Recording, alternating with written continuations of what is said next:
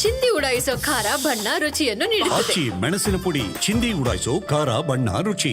ಇನ್ನೇನು ಕೆಲವೇ ಕ್ಷಣಗಳಲ್ಲಿ ಡಿಸಿಎಂ ಜೊತೆ ಸಿಎಂ ಸಿದ್ದರಾಮಯ್ಯನವರು ಮೀಟಿಂಗ್ ಮಾಡಲಿದ್ದಾರೆ. ಸಿಎಂ ಕಾವೇರಿ ನಿವಾಸದಲ್ಲಿ ನಡೆಯುವಂತ ಸಭೆ ಇದು.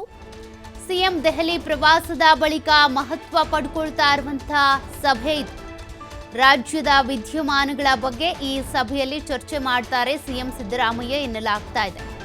ಇನ್ನು ಆರ್ಸಿಬಿ ಸಂಭ್ರಮಾಚರಣೆ ಸಂದರ್ಭದಲ್ಲಿ ಆದಂತ ಕಾಲ್ತುಳಿತ ಪ್ರಕರಣಕ್ಕೆ ಸಂಬಂಧಪಟ್ಟಂತೆ ಬಿಜೆಪಿ ಈಗಾಗಲೇ ಪ್ರತಿಭಟನೆಗಳನ್ನ ಮಾಡಿದೆ, ಹೋರಾಟಗಳನ್ನ ಮಾಡ್ತಾ ಇದೆ.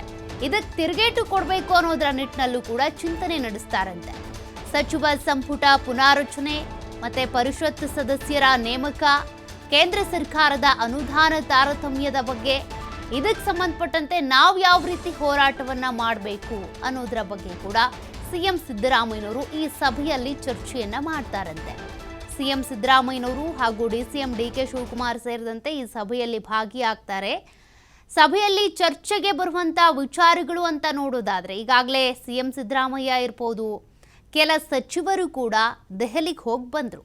ಅದಾದ ನಂತರ ಆಗ್ತಾ ಇರುವಂಥ ಸಭೆ ಇದಾಗಿರೋದ್ರಿಂದ ರಾಜ್ಯದಲ್ಲಿ ಸದ್ಯ ಏನೇನು ವಿದ್ಯಮಾನಗಳಿದೆ, ಏನೇನು ಚರ್ಚೆಗಳಾಗ್ತಾ ಇದೆ, ಕೆಪಿಸಿಸಿ ಅಧ್ಯಕ್ಷ ಸ್ಥಾನದ ಬದಲಾವಣೆ ಇರ್ಬೋದು, ಸಿಎಂ ಬದಲಾವಣೆ ಕೂಗು, ಮತ್ತು ಒಂದಷ್ಟು ವಾಲ್ಮೀಕಿ ಹಗರಣ ಇರ್ಬೋದು, ಮತ್ತು ಬಿಜೆಪಿಯವರು ಈಗಾಗಲೇ ಈ ಚಿನ್ನಸ್ವಾಮಿ ಕ್ರೀಡಾಂಗಣದಲ್ಲಾದಂಥ ಕಾಲ್ತುಳಿತಕ್ಕೆ ಸಂಬಂಧಪಟ್ಟಂತೆ ಹೋರಾಟ ಪ್ರತಿಭಟನೆಗಳನ್ನ ಮಾಡ್ತಾ ಇದ್ರು. ಅವ್ರಿಗೆ ಹೇಗೆ ತಿರುಗೇಟು ಕೊಡಬೇಕು, ಕೇಂದ್ರ ಸರ್ಕಾರದಿಂದ ನಮ್ಮ ಕರ್ನಾಟಕಕ್ಕೆ ಈಗಾಗಲೇ ಅನುದಾನದ ವಿಚಾರದಲ್ಲಿ, ತೆರಿಗೆ ವಾಪಸಾತಿ ವಿಚಾರದಲ್ಲಿ ಪ್ರತಿ ಬಾರಿಯೂ ಕೂಡ ಮಲದಾಯಿ ಧೋರಣೆ ಆಗ್ತಾ ಇದೆ, ತಾರತಮ್ಯ ಆಗ್ತಾ ಇದೆ.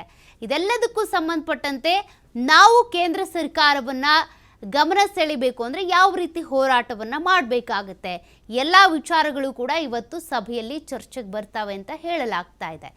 ಸಭೆ ಆದ ನಂತರ ಒಂದು ಸುದ್ದಿಗೋಷ್ಠಿನೋ ಅಥವಾ ಒಂದು ಬೈಟೋ ಪ್ರತಿಕ್ರಿಯೆನೂ ಸಿಗುತ್ತೆ. ಆಗ ನೋಡಬೇಕಾಗತ್ತೆ ಏನೆಲ್ಲ ವಿಚಾರಗಳು ಚರ್ಚೆಗೆ ಬಂತು ಅಂತ. ಮತ್ತು ಸಂಪುಟ ಪುನಾರಚನೆ ಅಂತ ಬಂದಾಗ ಪುನಾರಚನೆ ಆಗುತ್ತಾ, ಆದರೂ ಯಾರನ್ನ ಸಂಪುಟದಿಂದ ಹೊರಗಿಡ್ತಾರೆ, ಯಾರನ್ನ ಸಂಪುಟಕ್ಕೆ ಕರ್ಕೊಳ್ತಾರೆ, ಇನ್ನು ಮೇಲ್ಮನೆ ಅಭ್ಯರ್ಥಿಗಳ ಆಯ್ಕೆಗೆ ಸಂಬಂಧಪಟ್ಟಂತೆ ಕೂಡ ಇನ್ನೂ ಗೊಂದಲ ಬಗೆಹರಿದಿಲ್ಲ. 4 ಅಭ್ಯರ್ಥಿಗಳ ಆಯ್ಕೆ ಮಾಡಬೇಕು. ವರಿಷ್ಠರು ನೋಡಿದರೆ ಪಟ್ಟಿಯನ್ನು ರಿಜೆಕ್ಟ್ ಮಾಡಿದ್ದಾರೆ, ಹೊಸ ಪಟ್ಟಿಯನ್ನು ಮಾಡಿ ಕಳಿಸಿ ಅಂತ ಹೇಳಿದ್ದಾರೆ. ಅದಕ್ಕೆ ಸಂಬಂಧಪಟ್ಟಂತೆ ಇನ್ನೂ ಕೂಡ ಪಟ್ಟಿ ತಯಾರಿ ಆಗಿಲ್ಲ. ಅದೇ ಮೊದಲಿನ ಪಟ್ಟಿನೇ ಓಕೆ ಆಗಲಿ ಅಂತ ಸಿಎಂ ಸಿದ್ದರಾಮಯ್ಯ ಕಾಯ್ತಿದ್ದಾರೆ. ಬಟ್ ವರಿಷ್ಠರು ಅದಕ್ಕೆ ಗ್ರೀನ್ ಸಿಗ್ನಲ್ ಕೊಡ್ತಾ ಇಲ್ಲ. ಹಾಗಾಗಿ ಎಲ್ಲ ವಿಚಾರಗಳು ಕೂಡ ಇವತ್ತಿನ ಸಭೆಯಲ್ಲಿ ಮುನ್ನೆಲೆಗೆ ಬರುವಂಥ ಸಾಧ್ಯತೆ ಇದೆ. ಏನೇನು ತೀರ್ಮಾನಗಳನ್ನು ತೆಗೆದುಕೊಳ್ಬಹುದು ಅಂತ ನೋಡಬೇಕಾಗತ್ತೆ. ಯಾವುದೋ ಒಂದು ಸಭೆ ಅಥವಾ ಒಂದು ಮೀಟಿಂಗ್ ಆಯಿತು ಅಂದ ತಕ್ಷಣ ಎಲ್ಲ ವಿಚಾರಗಳು ಕೂಡ ಸಾಲ್ಟ್ ಔಟ್ ಆಗುತ್ತೆ, ಪರಿಹಾರ ಸಿಗುತ್ತೆ, ಕನ್ಕ್ಲೂಷನ್ ಸಿಗುತ್ತೆ ಅಂತ ಅಲ್ಲ. ಬಟ್ ನೋಡೋಣ ಇವತ್ತಿನ ಸಭೆಯಲ್ಲಿ ಏನೇನು ವಿಚಾರಗಳು ಚರ್ಚೆ ಆಗಬಹುದು, ಯಾವ ವಿಚಾರಕ್ಕೆ ಸಂಬಂಧಪಟ್ಟಂತೆ ತೀರ್ಮಾನಗಳನ್ನು ತೆಗೆದುಕೊಳ್ಬಹುದು. ಬಿಜೆಪಿಗರಿಗಾಗಲೇ ಈ ಚಿನ್ನಸ್ವಾಮಿ ಕ್ರೀಡಾಂಗಣದ ಬಳಿ ಆದಂಥ ಕಾಲ್ತುಳಿತಕ್ಕೆ ಸಂಬಂಧಪಟ್ಟಂತೆ 11 ಮಂದಿ ಏನು ಸಾವನ್ನಪ್ಪಿದ್ರು, ಇದೇ ವಿಚಾರವನ್ನೇ ಬ್ರಹ್ಮಾಸ್ತ್ರ ಮಾಡ್ಕೊಳ್ಬೇಕು ಅಂತೇಳಿ ಪ್ರತಿಭಟನೆ ಹೋರಾಟಗಳನ್ನು ಮಾಡ್ತಾ ಇದ್ದಾರೆ. ಹಾಗಾದರೆ ಅವ್ರ ಹೋರಾಟಕ್ಕೆ ನಾವು ಹೇಗೆ ತಿರುಗೇಟನ್ನು ಕೊಡಬೇಕು, ಇದೆಲ್ಲದ್ರ ಬಗ್ಗೆ ಕೂಡ ಒಂದಷ್ಟು ಚರ್ಚೆಗಳಾಗೋ ಸಾಧ್ಯತೆ ಇದೆ.